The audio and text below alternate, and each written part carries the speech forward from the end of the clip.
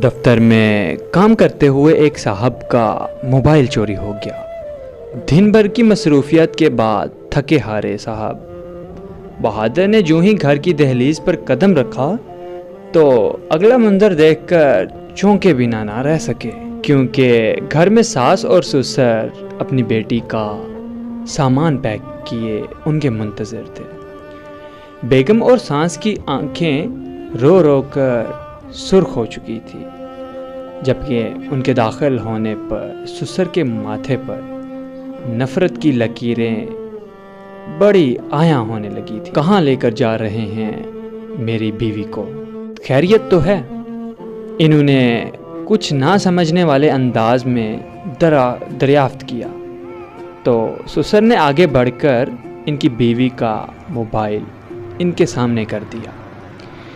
मैं तुम्हें तलाक देता हूँ, बीवी को इनके नंबर से मैसेज आया था। मैसेज देखकर साहब ने एक ठंडी आ भरी और बताया कि इनका मोबाइल तो सुबह से चोरी हो गया था। इन्होंने अपनी जेबें उलट करके सबको यकीन दिलाया तो इनकी बेगम अपनी माँ से लिपट कर रोने लगी और ससुर साहब ने अपनी टांगें बैठे बैठे दराज कर ली। लेकिन चोर ने मेरी बीवी को तलाक का मैसेज क्यों किया?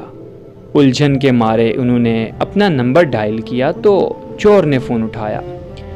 साहब छूटते ही फट पड़े। कमीने इंसान, फ़ोन चुराया सो चुराया। मेरी बीवी को तलाक देने का हक नहीं तुम्हें किसने दिया? चोर ने इत्मीनान से इनकी बात सुनी और कहने लगा, देखिए साहब, सुबह जब से आपका फ़ोन चुराया है मुझे आपकी बीवी के 36 मैसेज मौसूल हो चुके हैं और हर मैसेज में यही लिखा था, कहाँ हो, क्या कर रहे हो, कब आओगे, आते हुए ये ले आना, और हाँ ये भी, और ये भी ले आना, जल्दी आना, देखो फ़लाँ चीज़ ख़त्म हो गई है, तुम जल्दी लेकर आ जाओ। चोर कहने लगा, ये सब मैसेज देखकर मैं पागल हो गया था, तब मैंने तलाक भेज दी और मेरी जान छूटी।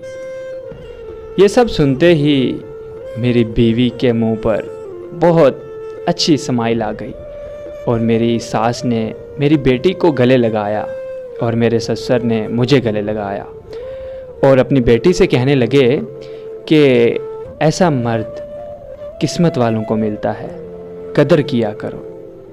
सो गाइज़, अगर आप भी मेरी इस कहानी से मुतमिन हैं तो एक लाइक और कमेंट बनता है, और अगर चैनल पे न्यू है तो चैनल को सब्सक्राइब करते जाइएगा।